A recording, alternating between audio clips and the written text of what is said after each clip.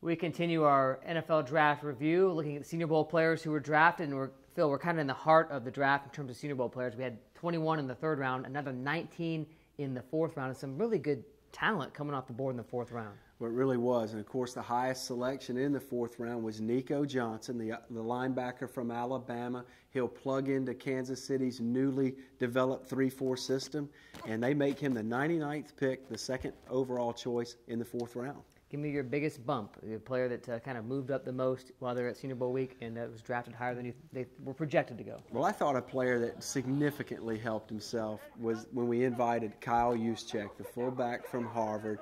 He ended up not even being invited to the Combine, and here he is. He goes in the fourth round to the Baltimore Ravens. He's an excellent pass catcher, and here in Mobile, he showed the ability to block. He found his target throughout the week. He ends up getting the biggest bump because prior to Mobile, he was probably seen as a seventh round or free agent candidate. Here he is going in the fourth round to the Baltimore Ravens. And one of 3 Ivy League players to be drafted, too, of course, went to the Senior Bowl. Talk about immediate help, guy that can step in out of the fourth round and make an impact to a football team. Well, interestingly enough, the Green Bay Packers took Eddie Lacy at the end of the second round, and then they come back in the fourth round and take Jonathan Franklin, the running back from UCLA. It's one of my favorites in this game. 1,700 yards rushing during the year.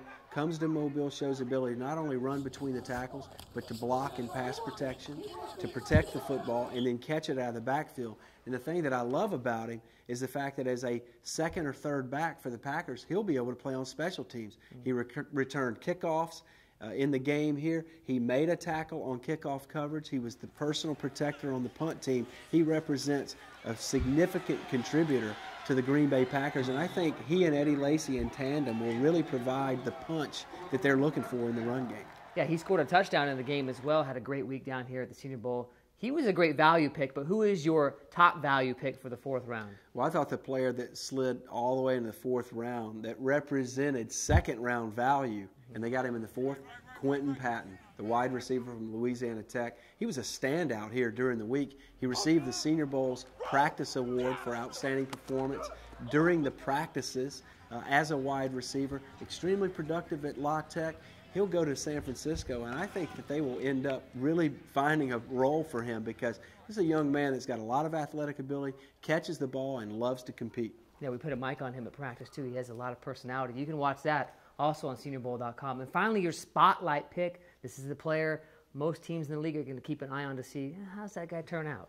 Well, this is an easy one, and it's not just one player. It's 3 of them. It's the group of quarterbacks that go in the fourth round. Ryan Nassib with the 13th pick in the fourth round, Tyler Wilson with the 15th pick, and then Landry Jones with the 18th pick. And the entire league is going to want to see how these players develop because they're not being thrust into a starting role.